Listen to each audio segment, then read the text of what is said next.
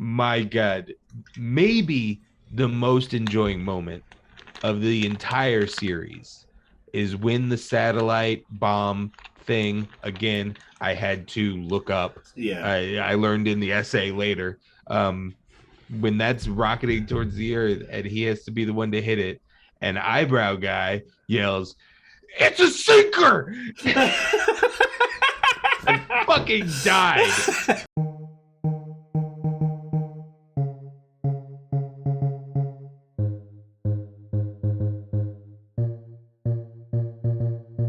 Hey guys, you know who it is, what's going on, when it's happening, where it's at, and why we're here today. How you doing? It is I, the sublimely magnificent, big ugly himself, Omari Ellis Feo Grande on YouTube, and I am here joined once again by one of my best friends in the world, El Director himself, Bill Smith. Pointing it the right way. Good evening, sir. How are you? I Fine Thursday night. Well, I am doing just fine. Not to timestamp this. Right. I didn't mean that. This exists in your time, viewer. Ooh. But I'm doing fine. I'm doing fine, and obviously we are here talking about another thing on the installment of This Guy Hasn't Seen, where we trade things back and forth. I was gonna say films back and forth that one or the other hasn't seen. However, this time that has what you have said every episode up until now. Exactly, because this time we're switching it up.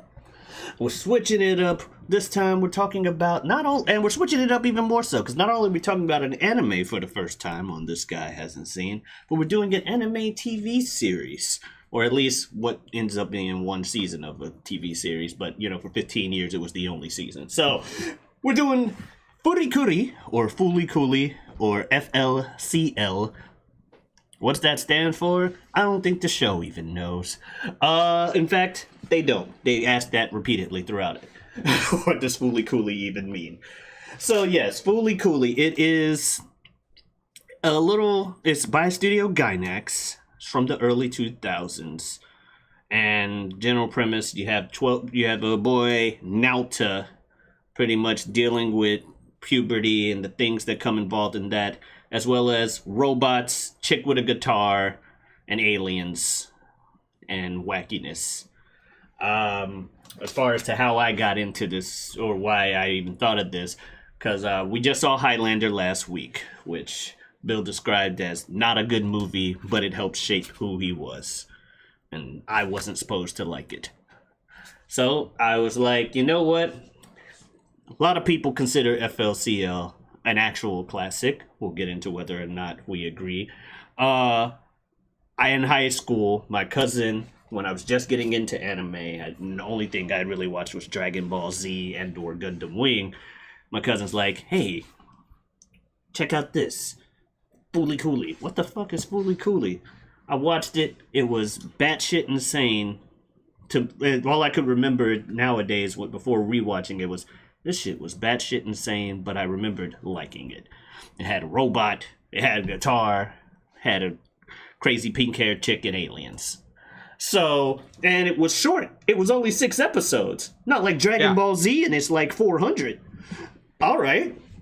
I'm going to watch the hell out of this. And I remember it had a big impact on me, but I knew it was out there. What I could remember, because not like I watched it religiously, but I definitely remembered it. But I knew it was a bit out there, and I know that Bill is not the biggest anime head. Not exactly anti-anime. No. But not the biggest anime enthusiast. So I'm like, ooh, of all the things for me to recommend for the first anime, Fooly Cooly. I'm not sure how this is gonna be, but you, Bill, aside from my initial you hadn't really seen it, have you even heard of Fooly Cooly or had any inkling that this existed? Yes, I had heard the name Fooly Cooly. I couldn't tell you. I don't even know if I could have told you that it was an anime. I know I've heard the name. My anime scope is small. Mm. I in some cases I've been very lucky to have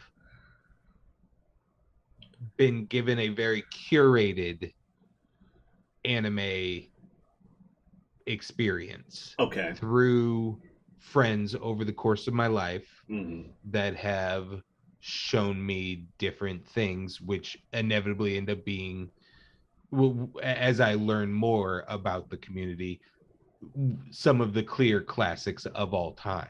I'm not, Mm. I didn't just discover something, Yeah. but like the first one would be, other than obviously seeing Pokemon and Dragon Ball on Cartoon Network, I was never much for viewing anything beyond that on Cartoon Network. The Triguns of the world, the Full Yes. Metal Alchemists, Both series that those I was also helped kicking around. further, like DBZ, Pokemon. I always forget about Pokemon, but DBZ and Pokemon opened the door for me, which is Uh-huh. why DBZ at least will never be dethroned as my favorite anime, even if I can objectively admit that there are better written series, and I can. I'm not that ignorant. But it's still not getting off the number one spot for me because there's no me watching any of those other series if not for this one. Yeah. Fooly Cooley, Trigun, Gundam Wing invited me in the door. Yes. And, eventually I just stayed. I'm like, damn, what else y'all got in So here? so I didn't really go into, it was a special version of the Cartoon Network. What was the broadcast called? Um when they would switch over to like Toonami? exclusively animes? Toonami. Um uh so I never, like, I would always flip the channel for that, Mm-hmm. or wait for actual Adult Swim programming to start going, or when Swim programming would go into anime in the later hours. Then just turn it off. I would usually, It, yeah, turn it Inuyasha's off. theme song was my cue to go to sleep. Eventually someone forced me to watch a series called Berserk, the original 25, 26 episodes Mm-hmm. of Berserk, and I absolutely loved it. It has a lot of things that I don't love sometimes about anime, and somehow it works for me in there. Yeah. This exact same thing can be said about the next series that a different friend showed me, which would be Evangelion, which I also loved. Yeah. Also is going to have some themes and things in that show that I may express negatively in this coming discussion. Yeah. But somehow, if I feel like somehow it hits different in there, I can see that because and beyond that, and Evangelion like, Evangelion is another one. Now I will say, to your point, Berserk, Evangelion to an extent. Um and Berserk is definitely one of those animes that I suggest to people who don't really watch a lot of anime yeah, because while it has some eighty tropes. percent of it is the best Game of Thrones show you've ever seen, Exactly, while it has some and then it goes tropes. fucking nuts. But Yeah, and while I it love has the some fucking nuts part. tropes. But Yeah, while it has some tropes that are anime specific, the plot is adult enough or grown, mature enough, mainstream enough to hook you to the story and show. Because as far as I'm concerned, while there are a lot of tropes in anime, at the end of the day, anime is merely a media form. Good story can be a good story. Just because it's an anime doesn't mean you mm-hmm. shouldn't enjoy the story. Yeah. But yeah. Okay. So that, and like Miyazaki work, Mm-hmm. uh um that's kind of the extent of my Japanese animation knowledge and consumption. Gotcha. Mm. Once this started, I did have the realization that I have seen probably the majority of episode 1, Okay. maybe not even with the volume on. Gotcha. I may or may not have been in an illicit situation to purchase illicit things. And as one provider of illicit things would do, had a ridiculous, freaky anime on the big screen while he made us all wait. and and so I instantly was like, boom, seen this at that guy's house. But it may have literally just been the only part that was familiar to me was the bridge sequence. Okay. In the opening. Mm-hmm. Literally nothing else was familiar to me. Okay. How do you want to do this? There's 6 episodes. Are we going episode by episode, or are we just talking the full blanket thing right away? What do you think would be easier? Phil, because okay, before we get to that part, what were you expecting with this series? Because I know that's one of the questions.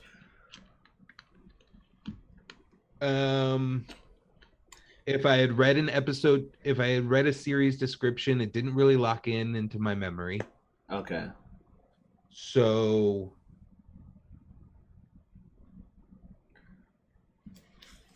I mean, truly, there is no way to expect anything. Gotcha. I was expecting Japanese animation. Okay. From watching Berserk and Evangelion and Pokemon and DBZ and Miyazaki films, I knew that this could literally be anything but in animation form. That's entirely fair. What I was expecting this time around, because I hadn't really seen the whole series in full for like over a decade.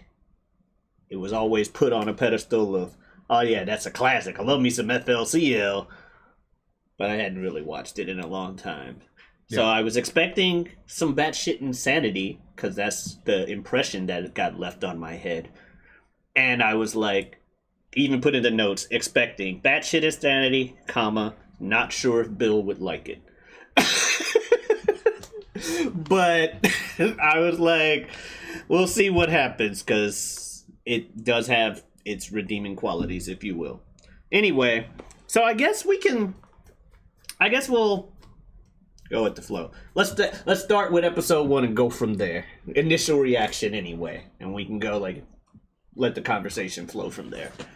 Okay. Well, one of my initial reactions, and which will be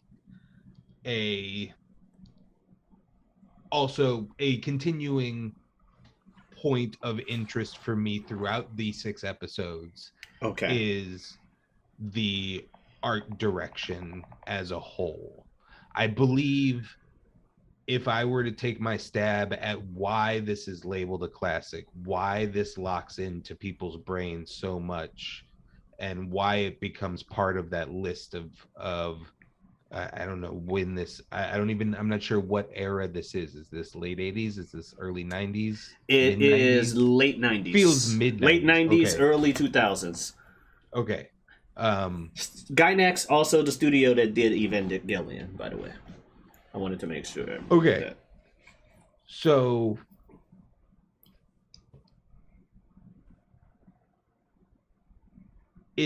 I believe it locks into the pop culture sphere like it does because of its art direction.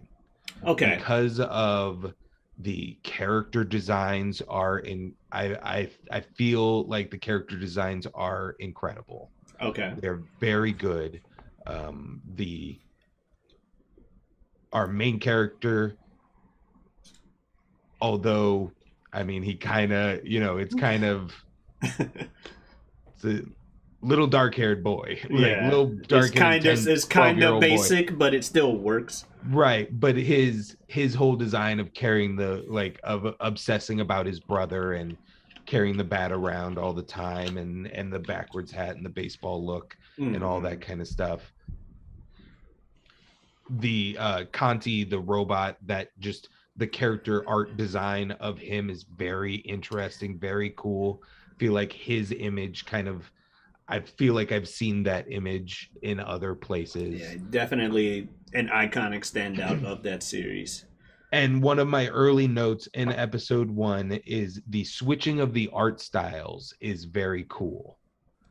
Them going from in a hand-drawn anime form, a more realism style, into a more chibi Yeah.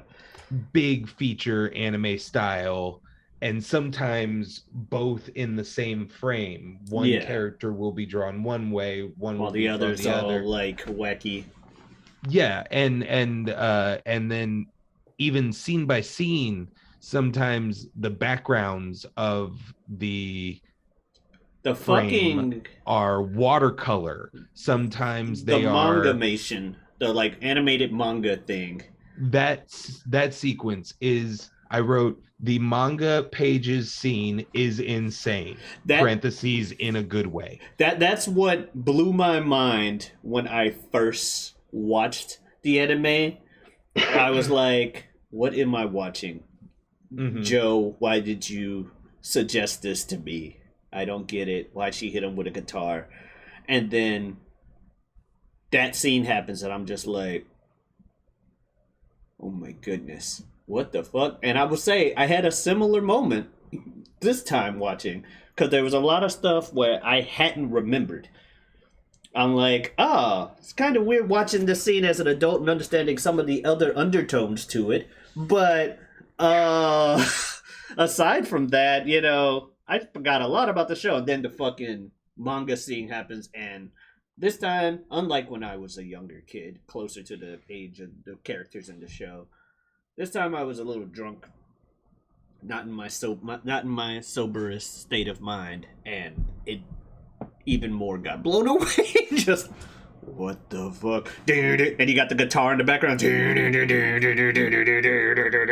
thing that makes, I mean, the score, the soundtrack of this show is very good.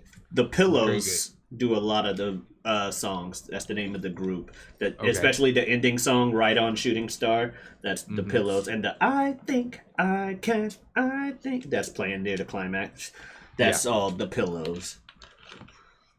There's the band they used for that. So we're going along in episode 1, and I'm like, Mhm. okay, yeah. And the kid's a little, he's kind of an anime tropey at this point, kind of a copy of the kid from Evangelion. I mean, Studio some would Gainax. say Evangelion is the better version of this show. And some would say. But yes, it's kind of feeling like that. And then I don't have any notes past the manga pages saying scene is insane until WTF in large capital letters, ellipses, parentheses, robot birth scene. the coming out of his head, like, what the fuck is this shit? Yeah. Did not know that was coming. I mean, as I said before, I was prepared for anything because I've seen Evangelion and end of Evangelion. End of Evangelion. Fun fact: End of Evangelion was the first bit of Evangelion stuff I watched. Same here. Yeah. Extra confusion, right? It was like you technically shouldn't watch this first, but I don't have the first 2 DVDs of the series set, and this is incredible. So we're just gonna watch it. I had sat at a table with my friend group down here. I had sat at a table with them talking about the series and ranting/reminiscing about a lot of the stuff that happened. Then they mentioned in the Evangelion and what happens to Asuka and how that was kind of the author's FU to the fans who thinks that she didn't get enough attention. Yeah.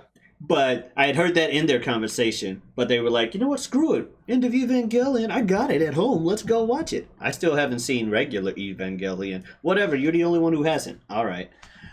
So yeah, we're not all going to collectively sit here for 6 hours while you watch it, while you watch the series. Go home then. All right, that's fair. So I watched it. I laughed at scenes I shouldn't have because I had no context or attachment to the characters, and I'm just like, look, all I have is what's going on screen. And you told me this is the author's FU to the people that were complaining about her not having enough action. So yes, I'm going to laugh. Yeah, they are clearly working out a lot of shit in that film.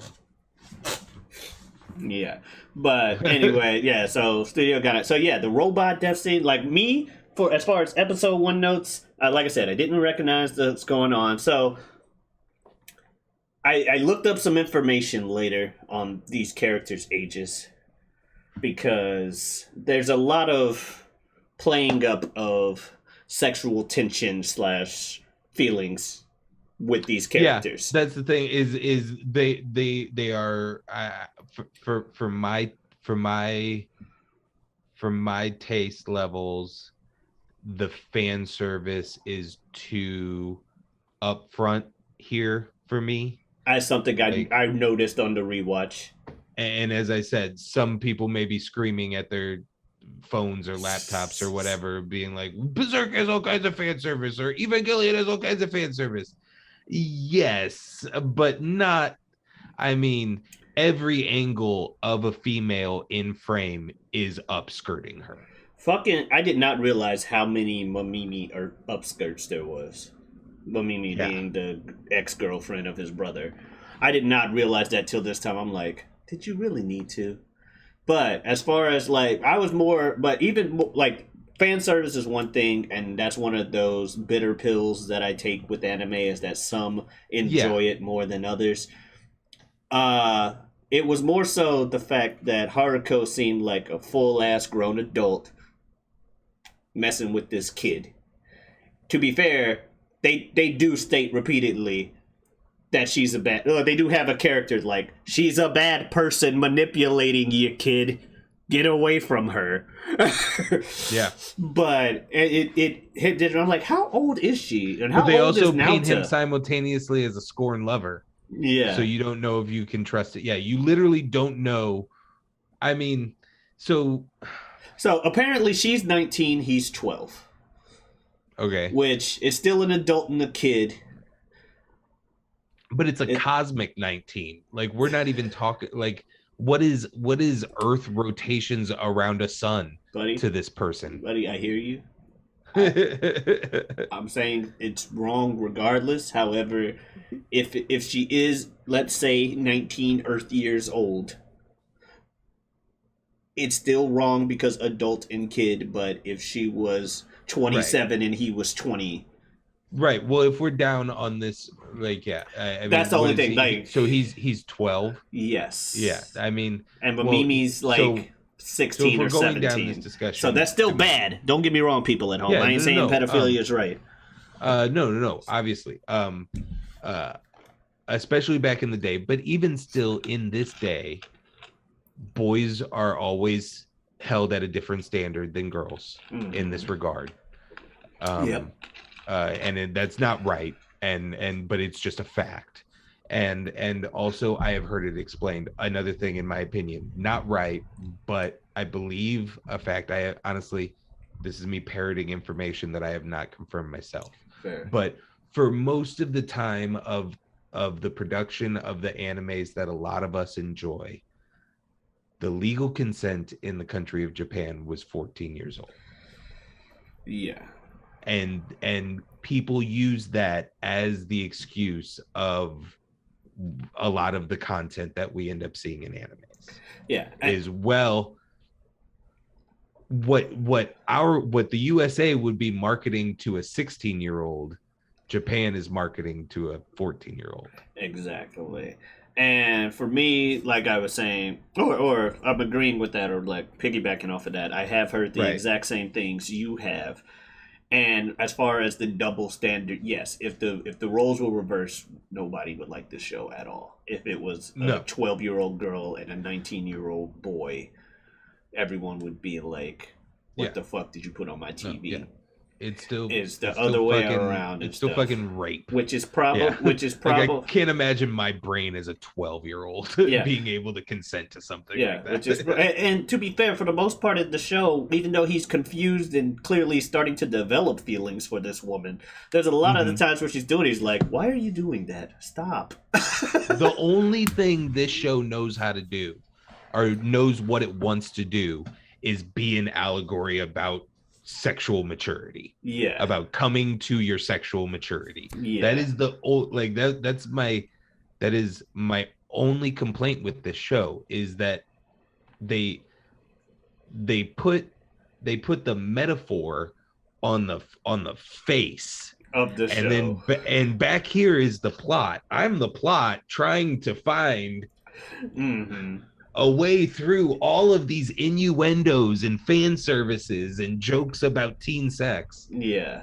And I literally, when episode 6 ended, I had to Google, I had to do some Google search, which led me to a Reddit post from 11 years ago that is the most popular thing when you search FLCL Reddit. Okay.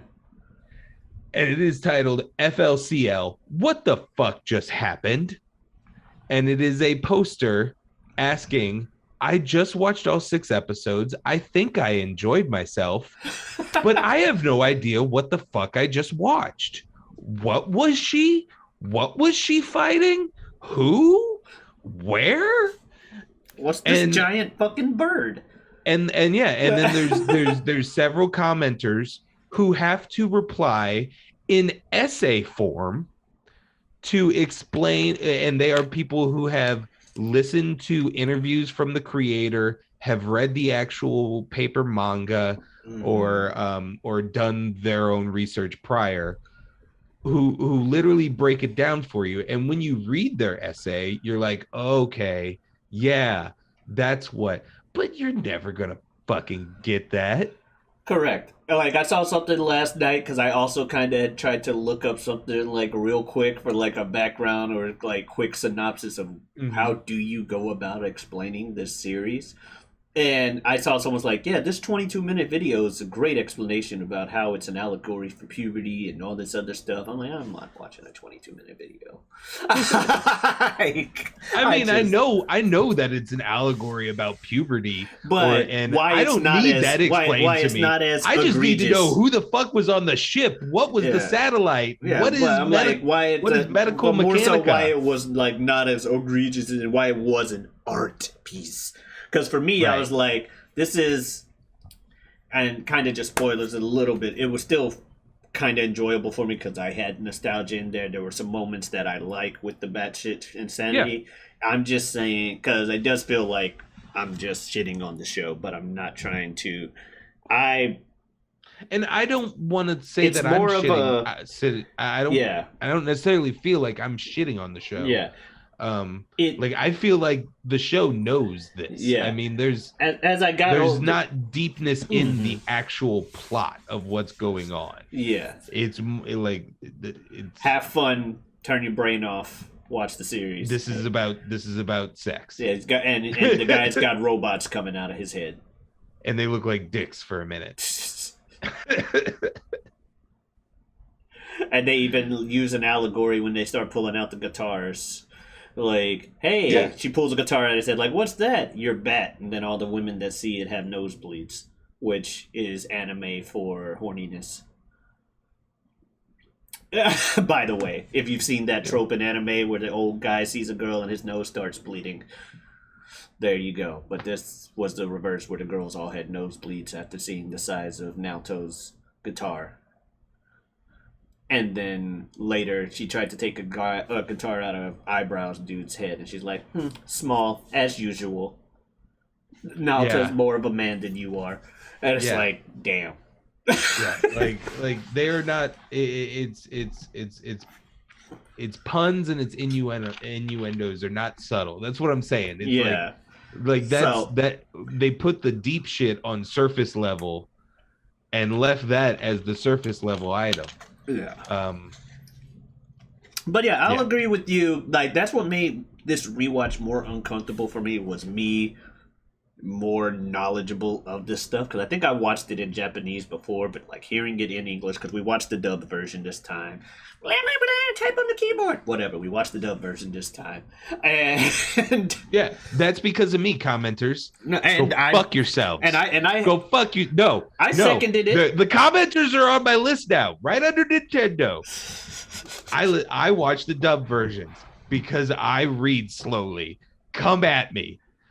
I like to watch the picture. I'm a frame composition guy. I don't want to be reading. To be fair, I backed up the decision. Like, yeah, dub's perfectly fine for this because I had seen the dub in the past as But well. I know that you would watch the original with subtitles. And if, this was your first viewing. Subverse. Well, the main reason it was my first viewing, it was not that easy to get access to the show back when I first saw it.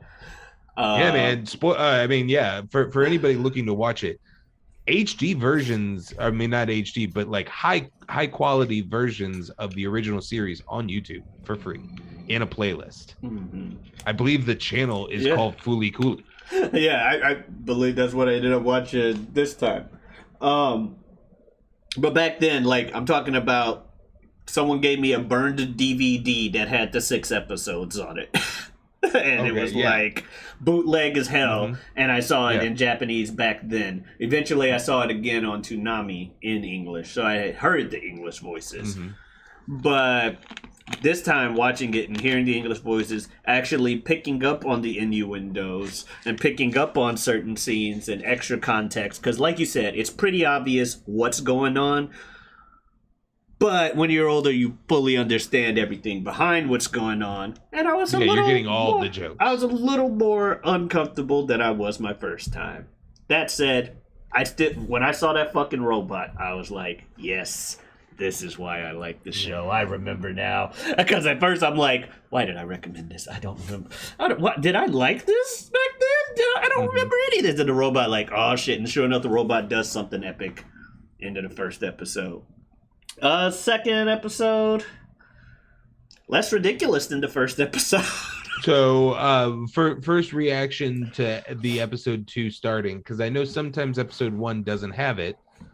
Episode 2 starts, and we go right into some, I believe, maybe some dialogue from Miami or something. Which her like special needs potential spectrum thing also makes me a little uncomfortable at times. I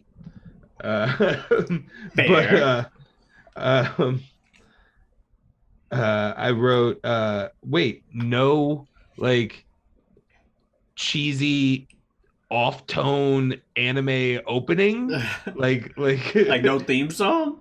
Yeah, like no theme song of like something like really bright and cheery, even though this is going to be they get right into the series. Yeah. And like, look, this ain't Evangelion. We only got 6 episodes to get our point across. Okay. I noted again with the art direction and the switching up of styles, they did almost an entire scene in this really weird, sketchy, kind of watercolory style, and it looked incredible. I loved that.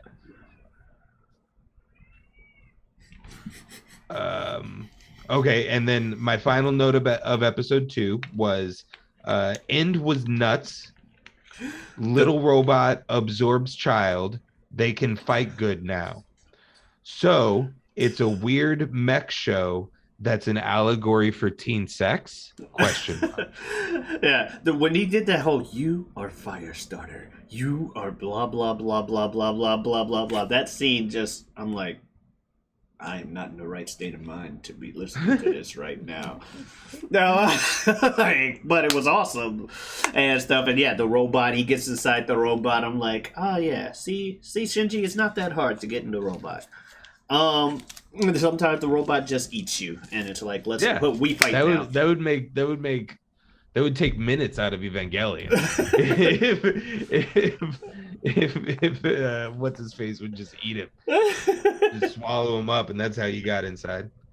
But yeah, so that was cool. The Firestarter thing, Not a lot from episode 2, but I did remember that ending where I was like, I mean, yeah, the ending is pretty impactful. Otherwise, they're doing just a lot of character development stuff.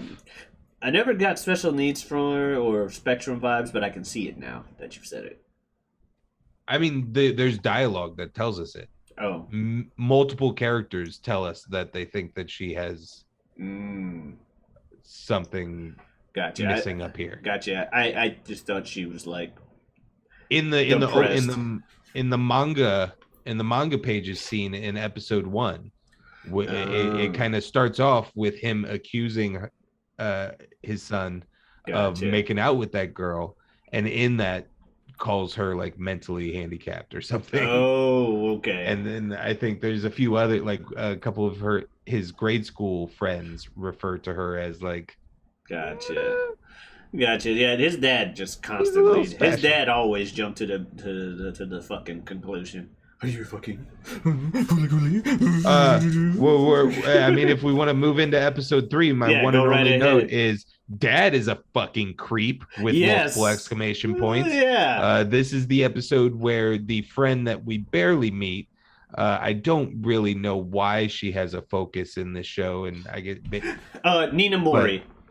Yeah, I'm proud that I know that name for one reason. I read it on the shirt and was able to read it in Japanese, and I'm like, yeah, Nina Mori. But yeah, she has a bathing scene where he is watching her. Yeah, now she's like covered up. But yeah, that's my one note from episode 3 actually is his dad talking to this girl is weird as hell. Or creepy. Yeah. His dad's a fucking creep. Yeah. His dad was a creep.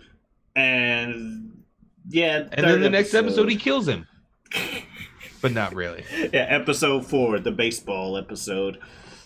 I had remembered that there was a baseball episode. I had forgotten. That's where we get the bat swinging allegories. That's also the introduction of the eyebrow guy. And I had also forgotten about the fucking South Park thing. That might have been the 5th episode, but still. That's episode 5. But yeah, no. I'm like, wait, he just straight up attacked his dad? Oh, that was a robot. Yep. And then he finds a dehydrated version of his father underneath the sink. Yeah. Later on in the episode. Like you said, there's a lot of baseball in this one. Anybody who knows me knows I'm all about that life. So really? That was interesting. Wouldn't be able to pick that up by looking at you.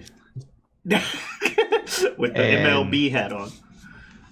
And my God, maybe the most enjoying moment of the entire series is when the satellite bomb thing, again, I had to look up. Yeah. I learned in the essay later. When that's rocketing towards the earth and he has to be the one to hit it, and eyebrow guy yells, "It's a sinker!" I fucking died. They're like, wait, it changed course. It's a sinker. because the satellite encasing unwraps and turns into a glove, which then like throws another projectile that looks like a baseball. That's ridiculous. It was ridiculous. That kid's never gonna do it. Look at that. He swung the bat. Oh yeah, episode 3 was the fucking kitty ears episode. That was weird. That's just weird. And then, episode 4. Crazy. So he saves the town, but not really. I mean, kind of. Yeah. He's still... Our main female character could have easily done it the whole time. Haruko. And she ends up having to jump in anyway. She's like the second hit of that swing. Right, that rockets it deep into space. Mm-hmm. The point of it was, when you need to man up, will you? And he did. Pretty much. He finally went through some coercion from her. Eventually, like, yeah, I'll swing the bat. Swings it, and she's like, cool, you did it. Symbolism swing over, here's the real one. Yeah. Yeah. And then which leads us into episode 5, The John Woo where episode. he's starting to try he's starting to get a little bit of a little he's feeling himself a little bit. Mm. Uh Which they tell symbolize with the gun growing out of the back of his head now. Every episode, something different grows out of this man's head after she hits him with the guitar because it turns his head into a portal or some shit. This one, he's got like a Yeah, revolver. I mean that's what like yeah, it's our main female character is an interdimensional being that can open portals between Anywhere, parts of the galaxy and pull things out of it. But the only thing that activates those portals is the left and right hemisphere of our brains interacting together in a certain frequency to turn into mush and after she hits us in the head. Gotcha. And some have good heads and some have bad heads. Our main character has a good head. This is the only head that works. As she constantly says and tries to prove on other people throughout the show, because she hits his dad. And that's part of why he found a dehydrated version of his dad, because it didn't work with the dad. Eyebrow guy, we mentioned his head wasn't sufficient enough, and she ditched him. Apparently, he's already had Haruko come and ruin his life. Correct. Yeah. And he was our main character's predecessor 5 years ago, 10 years ago. Yeah. And he's like, no, you got to stay away from them older women, or at least stay away from her, because she'll fuck with your head, literally and figuratively, boy. I'm cool. Nah, and he is feeling himself, and they symbolize it by the gun, like loading a bullet each time. Mm-hmm. And so in this episode, in addition to meeting him, we meet the entire organization that he's kind of the manager of. He gets that job from his past experience as being Heroku's former bitch boy, and they are in place. Again, this is all knowledge I learned after doing some studying after watching the show. But they are in place as a communicating body towards medical mechanica. Yeah, medical mechanica. To try and convince them to not flatten our Earth. And that is the big villain. That is the big villain threat, is that a giant metal iron that sits at the top of a hill near this town could start literally ironing the planet. And they refer to it a lot as ironing out the wrinkles in our brain. Well, then we'd all be mindless idiots. Those wrinkles are how we think. That's what Eyebrows guy says when she tells him that. Right. Like, they're ironing out the wrinkles. And so in addition to him already being a scorned lover of Haruko, it is also his job now to try and negotiate with this company that is basically like an empire in Star Wars, if you will, a galactic incorporation kind of thing. Yeah. And he believes that this bitch pulling shit out of this dude's head from their facilities is probably going to upset them. Yes. So in addition to him being a scorn lover, he wants it all stopped. And she's trying to save her ex-boyfriend, Adamisk, the Pirate King, which they mentioned in this episode. Correct. Which we learn, which this organization, I forget his name, the scorn lover. Yeah, I just call him Eyebrows. I don't know his name. Eyebrows, right. I don't know what his name is. Eyebrows is already pretty convinced that the robot that we know as Conti is Adamisk. Adamisk. And so he is trying to capture Conti or destroy Conti before That happens shit happens. before Right. he gets fully realizes his power, I And guess. all of that, and we learn all of that is actually correct, that he is correct in that. I mean, we're already in episode 5, I believe. I mean, technically, I guess we learn it in the as the audience in episode 5 somewhere. Yeah, I think I it had is to learn episode it at 5. I had to Episode learn it 5 at is the when he end. finally mentions that. Because it seems And relatively episodic at the beginning. right. And then he's like, no, So there's a plot. Check it so out. Adamisk is captured by Medical Mechanica, and Haruko wants to break him out of Medical Mechanica Yes. using this extraction method out of dude's brain. Yes. Little does she know that the very first one she attempts does the job. And Adamisk comes right out of this dude's head, except she then thinks it's just a robot and hits it over the head, and thus subduing Adamisk's control of the robot until the final episode. Huh. Okay. That is what happens. Whenever the robot is red, it is Adamisk. Gotcha. The boy isn't even really doing anything when he's in episode 3. It's just almost kind of like the consuming of him is the catalyst for activate it. for Adamus to be able to take control. Yeah.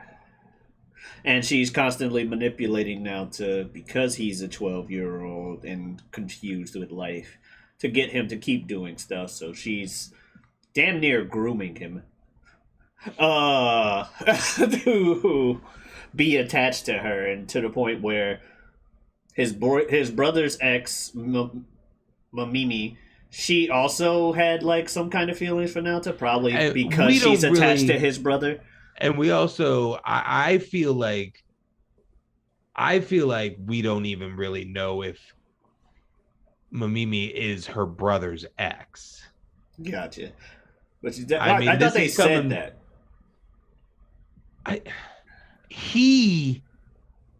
Our main character says that. Oh, okay. And thinks that, but he's also an idiot.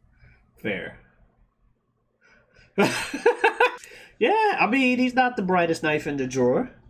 But he's also 12, so I guess you can say that. Right. Well, yeah, that's what I'm proposing is like, I don't know. Mamimi never confirms that she was his boyfriend fair. in all of his jabs back at her. Mm-hmm. And she is a very strange girl. Yeah. At the very least, if she's not on the spectrum or I would give something that. Like that. Very strange girl. I don't think a superstar athlete who has to be at least 18 years old to now have traveled to the USA to play professional baseball. Which means if he's going over there that young, he is insanely good. Yeah. And I don't think that dude. I think the dude that we got the picture of was nice to that girl. Gotcha. Was one of the few people in the town that treated that girl with some compassion. I can see that. And through that, our main character thought that they were fucking. Yeah. Because he was nice to a girl. Yeah, and then when she was trying to get close to Naota, he's like, "Why don't you just look like my brother? Why don't you go talk to my brother about this?" And in the 5th episode, he goes overboard and just like, "Fuck you!" And she calls him. His name is Naota. She calls him Ta-kun. Like kun, Kun, is like a common fixture for younger, an honorific for younger male people. You usually put you can put kun at the end of the name. So her nickname for him was Ta-kun, which Haruko also eventually starts using. But the 5th episode, she says something to him, and he just got pissed. And as he's getting in the robot, Which epic scene with the robots showing up because they were they were trying to, I think, stop the giant hand from getting to the fucking iron. But Yeah. Conti shows up and just epic thing with him landing. But he yells at her. He's like, "My name is Nauta. Don't ever fucking call me Takun again." And gets in the thing, which leads her into extra depression because now her last friend, who she already saw signs of him moving on from her to be with Haruko, and I actually think that's why he goes off, because she brings that up, like, "She's changing you, Takun," and he's like, "No, she's not, ma." And yeah, so I can see that she might not actually dated the brother, but who knows? Yeah, I mean, yeah, I don't really see that in the character that we've described, or either that or he's a jock asshole and he's mistreated that poor girl.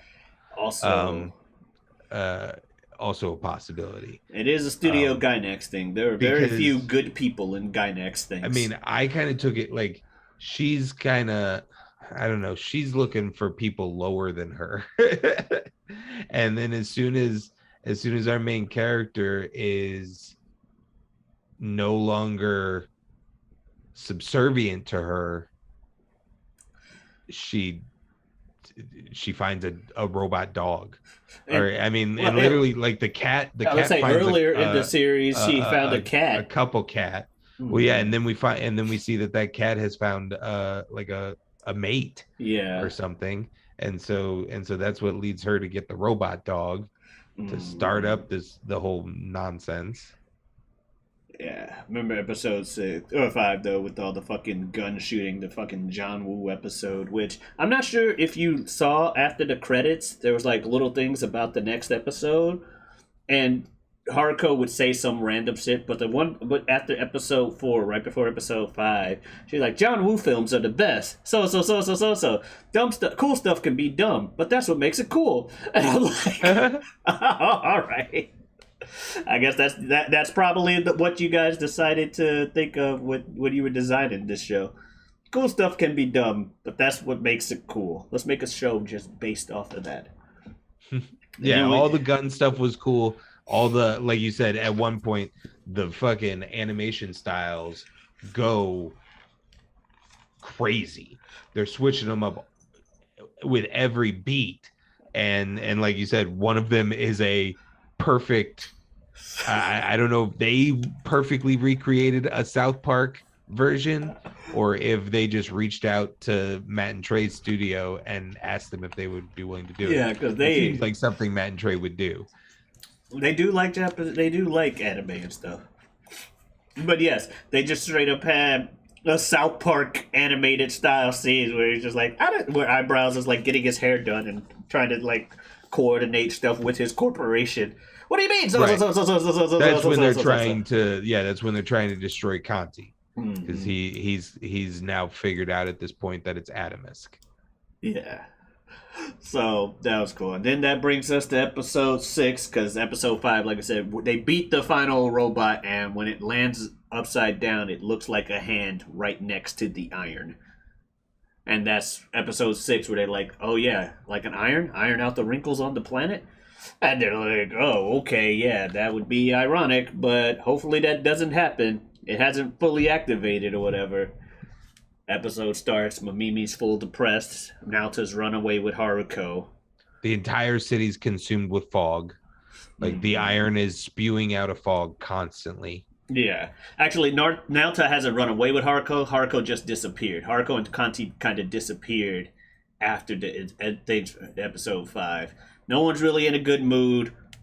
Mamimi finds a robot dog that eats her cell phone. She was obsessed with Naota's brother and like looking at his number in the cell phone. So she still had the brother's number. Cause when the dog eats it, she's like, "No, that's his thing." And then she's like, "You know what? Fuck it. Eat it." And then she goes on a fucking revenge tour. Eat, like, these Yep. people made fun of me. Eat their fucking car. These people made fun of me. Do this. And feeds the thing, and it gets bigger and bigger throughout the episode. And Unpredictably gets out of control very quickly. yeah, and Or They completely predictably. Yeah, and then they bring back the fucking manga animation scene when Haruko shows back up. Specifically call out Yeah. of like, yeah, you all thought this would be a once an episode thing. It's really hard work. It costs way too much money. They do a lot of fourth wall breaking in the Yeah. show. And then he's like, yeah, they told us after the first episode we should never do it again. It's too much money, too much work, but we figured we'd have to try it at least for the last episode. I'm like, what are we doing here? Yeah. What are we doing here? I'm fine with it, but what are we doing here? I like the dad. The dad is hilarious in both of the manga page setups. I hate him everywhere else. Pretty much. And I think the last episode is definitely, it's like, all right, now tell us once and for all, what does Fooly Cooly really mean? What the hell is even the point of this show? Like, it's a good question. What is Fooly Cooly mean? Nope, you're not going to tell us. All right. Thank you. But I mean, it means what it means. It's I truly think I nailed it yeah. at the close of episode 2 when I was watching a weird mech show that's an allegory for teen sex. Yeah. This is pretty much what it is. And yeah, episode 6, lots of standout moments or initial reactions to that episode. Just, it's the climax, which they make sure to tell you. In case you didn't know, Haruko's just literally like, it's the climax! Ah, shit! Naota gets his fucking super form, because he runs away with her for a little bit once she shows back up. And Yeah, they're just like street urchins. yeah. They're just like literally homeless. Yeah, but he's okay because he wants to be with her because of aforementioned grooming. He's obsessed with her at this point. Yeah, because he's resigned that he's fully in love with this girl. Which is crazy because at the end of episode 2, I think he says that he felt that way about Mamimi. He's like, I couldn't tell you why, but I decided at that moment to be by Mamimi's side forever. Yeah. 4 episodes later. He's a 12-year-old boy. Exactly. 4 episodes later, Haruko was only the one for me. And, he had the big moment where him and the robot do their final, fusion. But it seems like it's too late. But no, he gets the full activated powers or whatever, going nuts. And he starts fighting Haruko because she's like, that power's supposed to be mine. Of Adamisks, and right before he was gonna go for the kill slot, he snaps back to normal, tells her he loves her, and then kisses her. And she's like, "Wait, what?" and that gives Adamisk his moment to escape his body, exactly, and just immediately just off gone. to space. Yeah, deuces. Get me away from this crazy chick. She hits people with guitars for no reason. If she wants me, she'll find me. She'll hit somebody else's head and pull me out of space. Yep. And sure enough, she gets ready to leave, and she teases Naota about leaving with her, but she's like, "Nah, you're just a kid. Stay on Earth." And moves on. He starts hanging back with his regular school friends and the Nina Mori chick from earlier, who I'm pretty sure has had a crush on him the whole time throughout the series. It's what it seemed like, especially when she rigged the votes of the play in the 3rd episode so that she could play the lead and he played a role right next to hers. And he wasn't picking up on them signals at all. Like a 12-year-old. Mm-hmm. Naota, I feel you on that one. I did not pick up on any signals when I was younger. Unless they flat out told me, and even then, I ain't pick up on no signals. I mean, she's pretty forward about it. If Haruko wasn't in that room in that moment, the night that they sleep over, that probably there would have been something going on. Yeah. If they hadn't been interrupted. But yeah, after that, because it's not too long after that he decides he's in love with Haruko. Mm-hmm. But yeah, so that's Fooly Cooly, wacky new. Any roles you would play in this voice acting? You thought about voice acting? I guess eyebrows. Eyebrows would be fun. I feel like I can do the whole series. Older women are people you should stay away from, kid. especially with this guy's delivery, like of the lines and stuff. Not saying Mhm. anything against it. I'm just saying I feel like that would be something I could do. Not sure if I would want to do the announcer thing. I don't think I could do dad. You could probably do dad. Who's You've already Goody? done it a Who's couple of times, yeah. Goody? Yeah, but he's also a creep. Uh, Perfect. that's the what? Oh, I can't be a villain, but I can be a creep. I hear you. All right. No. But either way, voice acting, I'd say eyebrows, dad, maybe Naoto, or maybe one of the friends at school that just says stupid shit every once in a while. You think that's Naoto's wife over there? You know they're making out. Oh, like that's all they did the whole show. They just accused him of fucking everybody. They're like, man, Naoto's a G, which, to be fair, at that age, I'm pretty sure that's exactly what those kids would be saying if they saw Naoto's situation. Which is, again, plays into the whole double standard thing. Right. 12-year-old kid tries to go with and may do stuff with the 19-year-old chick. We're not exactly sure. But that's congratulations. Other way around, how dare you? Yeah. Oh, yeah. So, final thoughts on this series. Or, I guess, standout moments, I guess. I think we mentioned no. I mean, yeah, we went through all the episodes, yeah. It's it is wonderful drawings and wonderful music.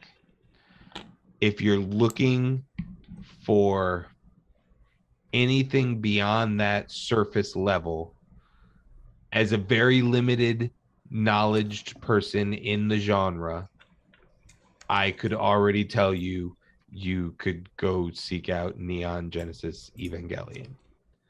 And it is a little boy forced into a mech suit to become a hero to save a town scenario, but there's so much better world building and fleshing out of what the hell is going on in that show that I adore about that show that this has none of.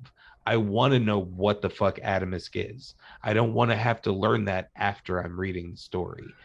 And that was the only issue that I had with the show as I was watching it. It just seemed like I was doing a lot of what the fuck, but not in a great way of like, whoa, what the fuck? It was like, what the fuck is this? Yes. Fair.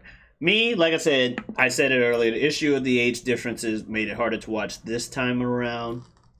All in all, I was reminded via the art style, via the music, and what little bit of a plot there was at that time, the what the fuckness probably, and the fact that I would have had to think about it at that age definitely would have appealed to me more than nowadays. Just the, oh, look, you can unpack it if you do this, that, and the other. I love that kind of shit. That's part of the reason why I liked FF7. I'm like, this optional character for the party hides like a big chunk of the backstory? Holy shit! Yeah, like, so that while that would appeal to me more in the past, I will still look on the show fondly. I can look on the things because there are things in other shows like Berserk, like other things. There are topics that are touched in those shows that also are very uncomfortable. However, unlike this show, they're played up to be way more they're actually meant to be uncomfortable. Yeah. Berserk's uncomfortability is meant to be uncomfortable. And other shows like that. Neon Genesis Evangelion. I like Naoto more than I like Shinji. But Shinji is a really hard character to like. He's a really hard character to like. I mean, he's not there for liking. Yeah. You're supposed to feel sorry for this kid, which Yeah. I have I mean, defended. almost nobody is. The I mean, I would say, although they are used and abused by some of the men in the show, there's a strong girl power thing going on with Evangelion. Those are the characters that you end up liking. Yeah. And yeah, Shinji and his dad and Yeah, Gendo is not meant to be liked. a few other of the males of nerve, that Yeah. they're not really there to be liked. Yeah, and Shinji, like, so I like Naota more than I like Shinji. I would agree. But I will admit Evangelion is a better written series than Fooly Cooly. I will say that I wasn't necessarily aiming to hit you with an Oscar winner like Evangelion. Right. Evangelion is another one like Berserk that would be on my anime for people who don't like anime, or not necessarily don't like, but don't watch anime suggestions, which you've had suggested to you, like you said. Because one of the things I was going to bring up in part of this whole thing was like the recent 1.1, 2.2s, and all that stuff. But you've seen more of those than I have. So I was like, I think I've oh, only seen one of those. you've seen more than I have. I was going to watch it so that I could recommend it. Because I'm like, Evangelion's a good, serious enough plot to break in someone who doesn't really watch the wackiness of anime. Not like Fooly Cooly. But Fooly Cooly, oh, sorry, Studio Gainax. That's something I'm noticing. They like their robot series, and as time went on, they also cranked up the fan service. Yeah. The series is like Tengen Toppa Gurren Lagann. It's got mechs. The main character reminded me of Shinji for the first 8 episodes in not a good way. The first episode literally is the whole getting the fucking robot Shinji thing all over again. And I'm like, you can't blame Shinji for I it. can't, but I don't have to watch. I also don't have to agree with it. Right. No, because no, if I hadn't talked to my dad for years and my mom died mysteriously, yep. and I get a call one day Even from my when my dad, mom was alive, my dad was a cold asshole. But then the second she dies, I get sent away and never see him again. yeah, and then I just get a call one day, yo, it's dad, come see me. I'm already a mixed bag of emotions going there, especially if I'm 15. Yep. I'm going there, and it's like, hey, dad. Hey, son. Also, you got a ride there from maybe the hottest woman alive in that universe. Which one? His caretaker, the one that he ends up staying the with. Series, yeah. I agree. Yeah, no, yeah. You're told it. The audience is told it. Every man in that series is obsessed with her for good reason. She's just awesome. But you get there. Hey, Dad, long time no see. Yeah, whatever. See that robot over there? Yeah? Get in it. What? This is from like 200 yards away, by the way. Exactly. He's in a giant arena room, and Dad is behind a glass window. Yeah, glass control center. Up. Like glass control center. Up. Get in the fucking robot, Shinji. What? I don't know. Get in the robot. There are angels attacking the city and you need to save it. There are what? Huh? What? Get in the fucking robot. Shinji, you should probably get in the fucking robot. I don't understand anything. Get in the robot, or hey, how about this? You see this little girl over here with the blue hair? Yeah. You see how crippled she is? Yeah. That's because she got in the robot before and couldn't do it well enough. But if you don't get in the robot, I'm sending the crippled girl into there with the robot thing too. No!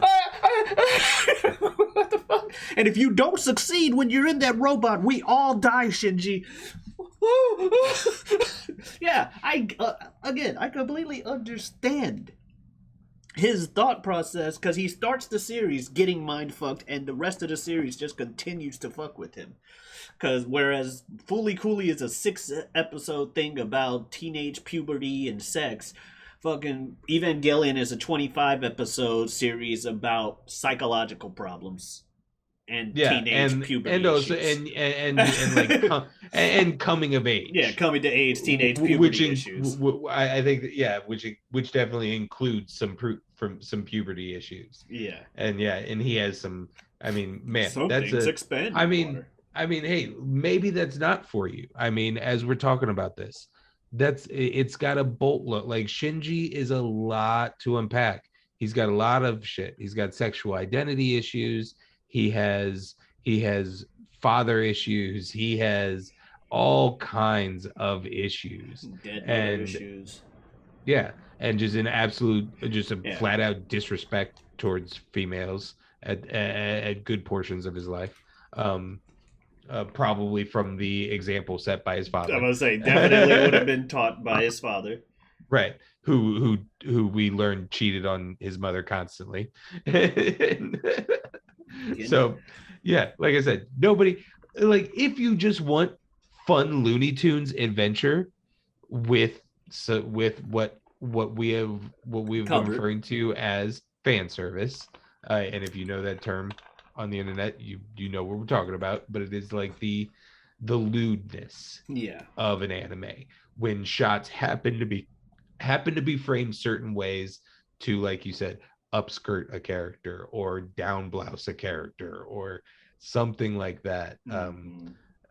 Or certain motions, Exactly. and all things like that. Extra innuendo and stuff like that. Hmm. But if you're looking for a turn your brain off, pretty TV screen, I would send somebody to Fooly Cooley over Evangelion.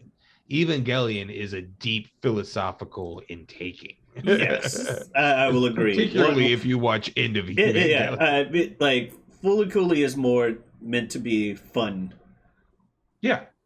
I mean, she, like, Haruko is Bugs Bunny at a lot of time. I mean, she can put on whatever, like, she can spin the tornado and be a different, be in a completely different outfit. She can do whatever she wants. She's invincible. Um, Yeah. yeah, yeah. She is a Looney Tunes character. All right. So all in all, enjoyed the experience. Happy you watched it. Yeah, All yeah, right. yeah. I mean, yeah. It was okay. Fair. I don't think it was great. I will take okay. I think it was, good. I think it was good. I will take okay. That was good. I will take that as opposed to why did you make me watch this? No, yeah, yeah. First Molly's game. Now Fooly Cooley. I offer you good stuff and you follow it up with Molly's game is here. Is that the floor? I can't imagine there being anything beneath it. Okay, There's a little bit. no, I'm saying comparatively for everything we have so far, Molly's game is the floor. Oh yeah, for sure. Okay, Oh yeah, for sure. I am perfectly fine with that. I was Sure. like I said, I was like I said, it was similar to your Highlander thing of, Omar is not supposed to like this movie. Yeah, this was a dice roll on whether or not I was going to like it. Yeah, and You knew that going in. mm-hmm. Yeah, where you can find me elsewhere, here on this channel, Twitter, Twitch, Geotabi, blah, blah, blah. Either way, you'll see me next week. And where we'll be doing, I believe we said we were doing Wanted, right? Yeah, we're doing Wanted. I haven't seen Wanted. What do you mean? I haven't seen Wanted either. Who? Who suggested the movie?